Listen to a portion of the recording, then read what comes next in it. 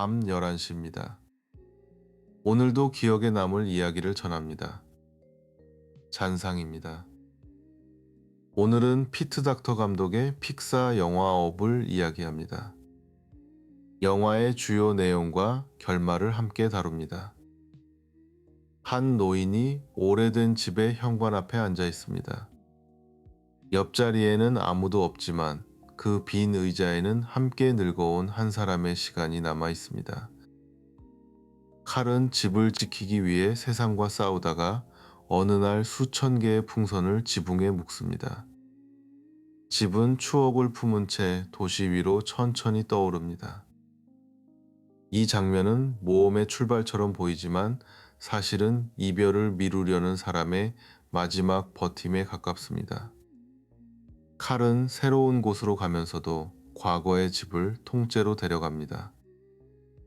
오늘의 질문은 사랑했던 사람과의 약속을 지킨다는 것이 과거에 머무는 일인지 다시 살아가는 일인지입니다. 우리는 기억을 놓지 않으면서도 어떻게 앞으로 걸어갈 수 있는지 함께 생각해 보겠습니다. 첫 번째 곡은 벌룬스의 던입니다. 어두운 새벽 지붕 위에서 하나씩 빛을 받는 풍선과 무거운 집이 처음 공중에 떠오르는 순간을 피아노와 작은 현악기로 그렸습니다.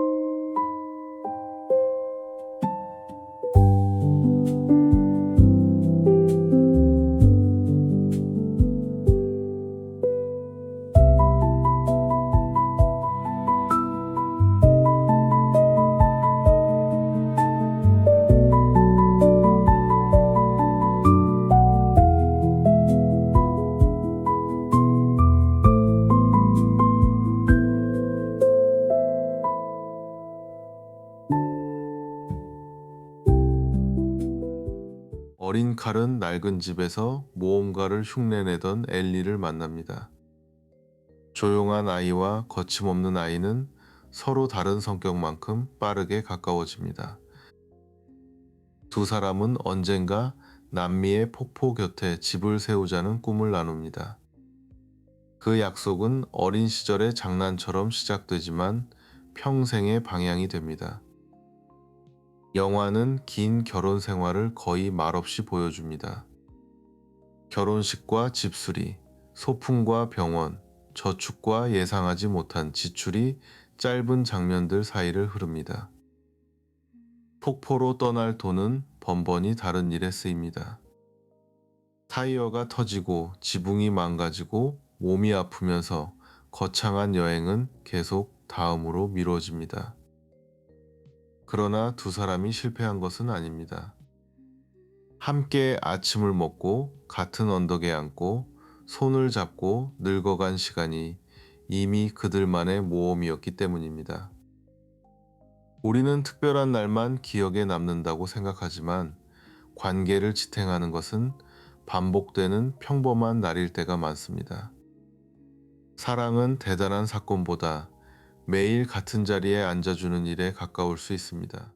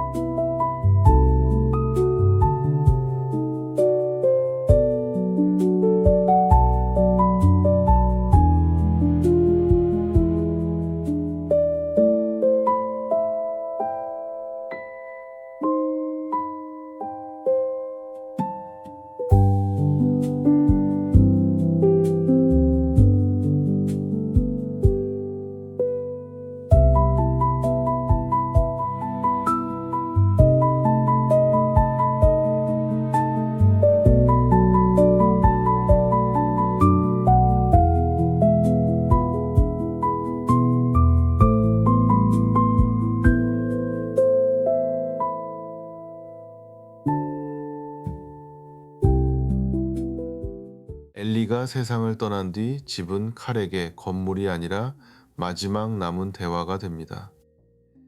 벽의 색과 계단의 흠집과 두 개의 의자가 모두 한 사람의 흔적입니다. 도시는 집 주변을 빠르게 바꾸고 사람들은 낡은 건물을 치워야 할 장애물처럼 봅니다. 칼에게 철거는 집 한 채의 문제가 아니라 함께 살았던 시간이 세상에서 지워지는 일입니다.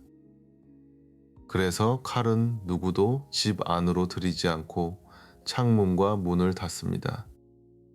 기억을 안전하게 지키려는 마음이 자신까지 세상에서 고립시키기 시작합니다. 그리움은 처음에는 떠난 사람과 연결되는 길이지만 오래 움켜쥐면 살아있는 사람을 밖으로 내보내지 않는 문이 되기도 합니다. 영화는 그 마음을 탓하지 않으면서도 그 안에 계속 머물 수는 없다고 말합니다. 풍선이 집을 가볍게 만들었다고 생각하기 쉽지만 칼은 여전히 모든 가구와 사진과 약속을 끌고 갑니다. 몸은 하늘을 날아도 마음은 가장 무거운 날에 묶여 있습니다.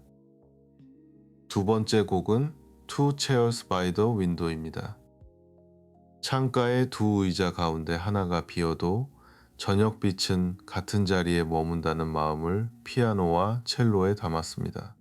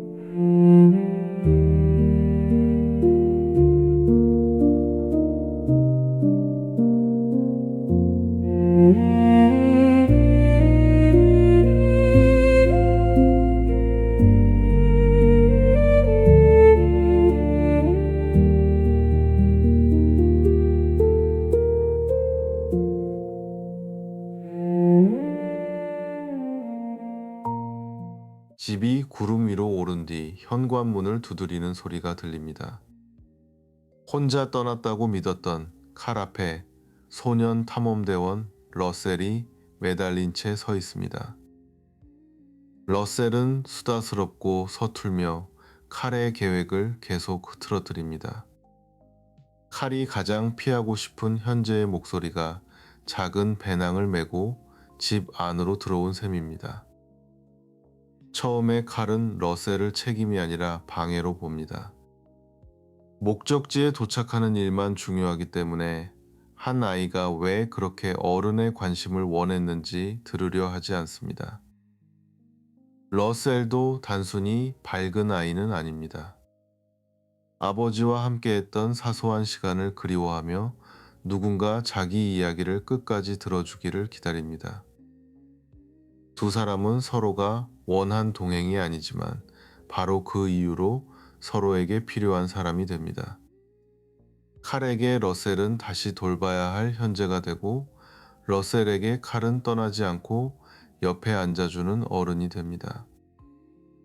삶의 두 번째 장은 우리가 계획한 모습으로 문을 두드리지 않을 때가 많습니다.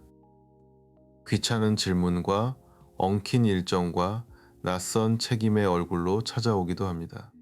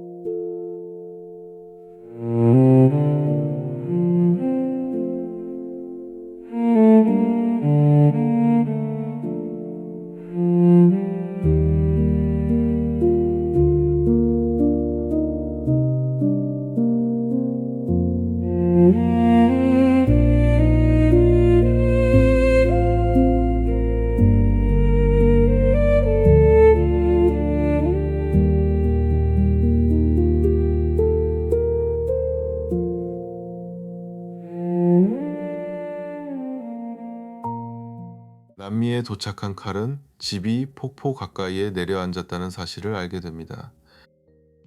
그는 풍선에 매달린 집을 줄로 묶고 직접 끌기 시작합니다. 그 모습은 엘리와의 약속을 향한 헌신처럼 보이면서 동시에 과거를 등에 매달고 걷는 사람의 초상처럼 보입니다.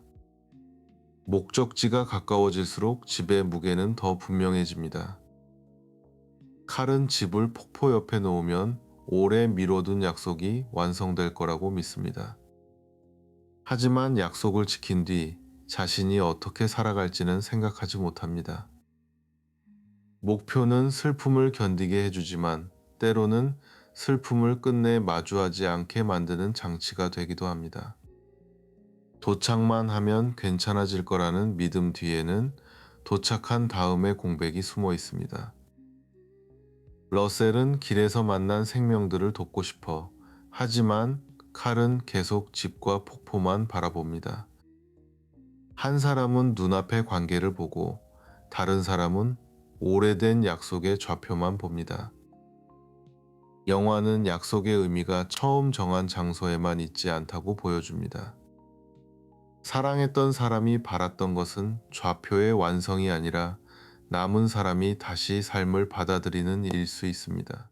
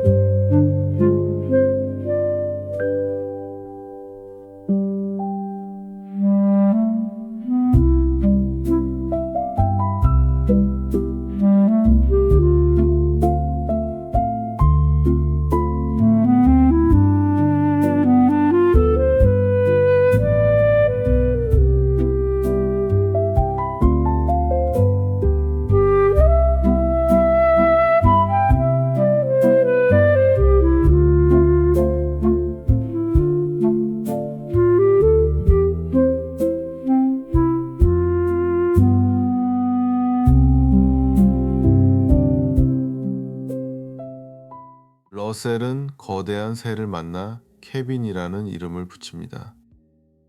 칼에게는 계획을 방해하는 존재지만 러셀에게는 굶주리고 지친 생명입니다. 말하는 목걸이를 찬 개 더그도 두 사람을 따라옵니다. 그는 복잡한 계산 없이 호의를 건네고 지금 좋아하는 사람 곁에 머뭅니다. 케빈과 더그는 영화의 유머를 만들지만 동시에 칼에 닫힌 세계를 넓힙니다. 가족은 처음부터 정해진 관계만이 아니라 서로를 지키기로 선택한 존재들 사이에서도 생깁니다. 러셀이 케빈을 돕겠다고 고집하는 이유는 단순합니다. 도움이 필요한 생명을 보고도 모른 척하면 자기 자신이 되고 싶은 사람에서 멀어지기 때문입니다. 칼은 그 마음을 비효율적이라고 생각하지만 오래전 엘리가 자신에게 보여준 용기도 비슷했습니다. 엘리는 완벽한 준비보다 먼저 손을 내밀고 함께 움직이던 사람이었습니다. 세 번째 곡은 더 웨이트 오브 하우스입니다. 집을 끄는 발걸음의 무게와 그 옆에서 자꾸만 새로운 친구가 생기는 기묘한 따뜻함을 느린 왈츠와 클라리넷으로 담았습니다.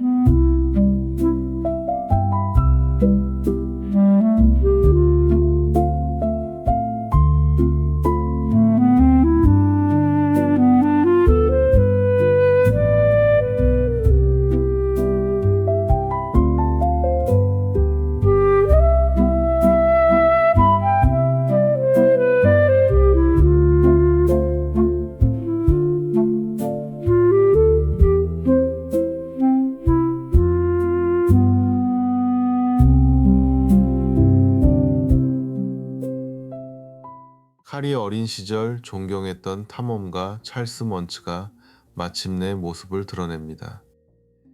칼은 오래된 영웅을 만났다는 기쁨에 잠시 소년으로 돌아갑니다. 하지만 먼츠는 자신의 명예를 되찾는 목표에 모든 삶을 바친 사람입니다. 그는 한때 사랑했던 탐험보다 자신을 의심한 세상에 복수하는 일에 갇혀 있습니다. 먼츠는 칼이 될 수도 있었던 미래처럼 보입니다. 한 가지 약속과 상처를 너무 오래 붙들면 주변의 생명과 사람은 목표를 방해하는 물건으로만 보이기 시작합니다. 칼과 먼츠는 둘 다 과거의 인정과 약속을 쫓지만 결정적인 순간에 다른 선택을 합니다. 칼에게는 아직 러셀의 목소리를 들을 기회가 남아 있습니다. 우리가 존경한 사람이 반드시 끝까지 옳은 방향을 보여주는 것은 아닙니다. 성장한다는 것은 오래된 영웅에게서도 등을 돌려야 할 순간을 알아보는 일입니다. 영화의 모험은 폭포를 찾는 여정보다 칼이 먼츠와 다른 노인이 되는 과정에 가깝습니다. 과거의 상처를 다음 사람에게 물려주지 않는 것이 진짜 승리입니다.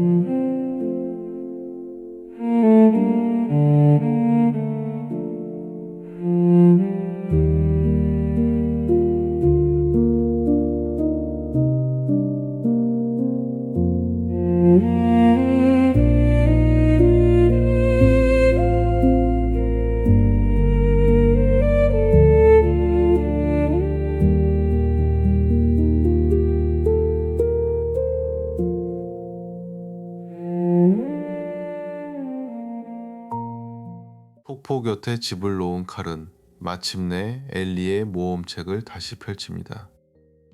그는 빈 페이지라고 믿었던 뒤쪽에 두 사람이 함께 살아온 사진들이 채워져 있는 것을 발견합니다. 엘리에게 모험은 이루지 못한 남미 여행만이 아니었습니다. 칼과 나눈 평범한 날들이 이미 충분히 긴 이야기였다는 사실이 사진 속에 남아 있습니다. 마지막에는 칼이 남은 삶을 계속 살아가기를 바라는 마음이 짧게 전해집니다. 그 문장은 칼이 약속을 배신하지 않고도 집을 떠날 수 있게 해줍니다. 떠난 사람의 뜻을 우리는 정확히 알 수 없습니다. 하지만 사랑이 남은 사람을 벌주고 멈추게 하는 명령만은 아니었을 거라고 믿어볼 수 있습니다. 애도는 기억을 지우는 과정이 아니라 기억의 역할을 바꾸는 과정일지도 모릅니다. 붙잡아두는 무게였던 기억이 다시 움직일 수 있게 밀어주는 힘이 됩니다. 칼은 그제야 러셀이 혼자 케빈을 구하러 갔다는 사실을 떠올립니다. 오래된 책을 덮은 손이 지금 자신을 기다리는 아이를 향해 움직입니다.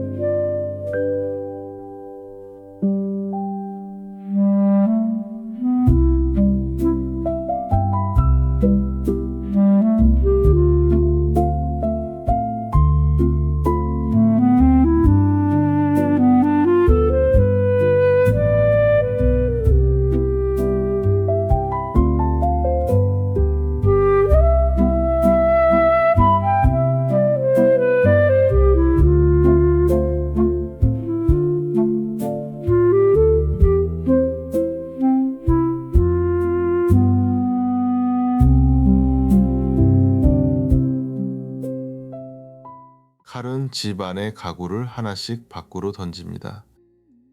엘리와 함께 고른 물건을 버리는 행동은 기억을 버리는 것이 아니라 현재의 생명을 구하기 위해 기억의 무게를 내려놓는 선택입니다. 집이 가벼워지자 다시 하늘로 오릅니다. 처음에는 과거를 통째로 보존하기 위해 날았던 집이 이제는 살아있는 친구에게 가기 위해 날아갑니다. 같은 비행이지만 의미는 완전히 달라졌습니다. 도망치는 여행이 구조의 여행으로 바뀌고 엘리와의 약속은 러셀을 지키는 행동 속에서 새롭게 이어집니다. 칼은 결국 집을 놓치지만 더 이상 무너지지 않습니다. 집이 폭포 곁에 닿았다는 사실보다 자신이 누구와 함께 돌아갈지가 더 중요해졌기 때문입니다.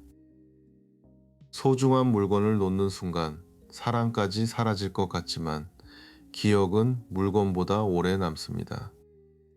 우리가 관계에서 배운 태도와 말투와 선택 속으로 옮겨갑니다. 마지막 곡은 Small Steps After Goodbye입니다. 큰 모험이 끝난 뒤 누군가의 행사에 참석하고 나란히 간식을 먹는 작은 걸음을 피아노와 첼레스타로 그렸습니다.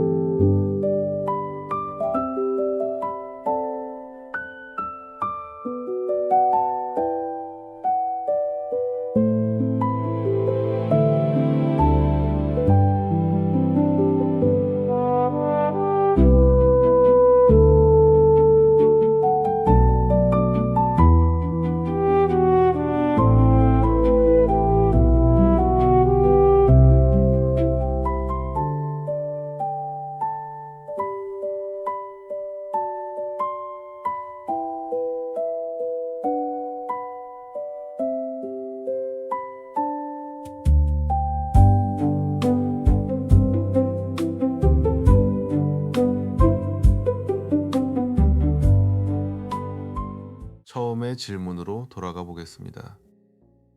사랑했던 사람과의 약속을 지킨다는 것은 과거에 머무는 일일까요? 다시 살아가는 일일까요? 칼은 폭포로 집을 옮겼을 때보다 러셀의 행사에 빈자리를 채워주었을 때 엘리와 더 닮아 있습니다. 사랑은 장소보다 한 사람을 대하는 방식으로 이어집니다. 업은 상실을 극복하면 슬픔이 사라진다고 말하지 않습니다. 빈 의자는 남지만 그 옆에 새로운 사람이 앉을 자리를 다시 내어줄 수 있다고 말합니다. 거대한 모험은 풍선과 폭포 속에 있지만 영화가 마지막에 남기는 것은 작은 일상입니다. 함께 걷고 기다리고 약속한 자리에 와주는 일이 한 사람의 세계를 다시 움직입니다. 우리도 떠난 사람이나 지나간 시간을 지키기 위해 마음속에 집 한 채를 남겨둘 때가 있습니다. 그 집의 문을 잠그는 것만이 기억하는 방법은 아닙니다. 여러분에게 다시 살아갈 용기를 준 사람이나 장면이 있나요? 영화업에서 가장 오래 마음에 남은 순간과 여러분의 이야기를 댓글로 들려주세요. 사연이 방송에 소개되어도 괜찮다면 소개 동의 여부와 익명 희망 여부를 함께 적어주세요. 개인을 알아볼 수 있는 정보는 남기지 말아주세요. 매일 밤 11시 영화와 음악이 남는 라디오입니다. 오늘도 기억에 남을 잔상입니다. 편안한 밤 보내세요.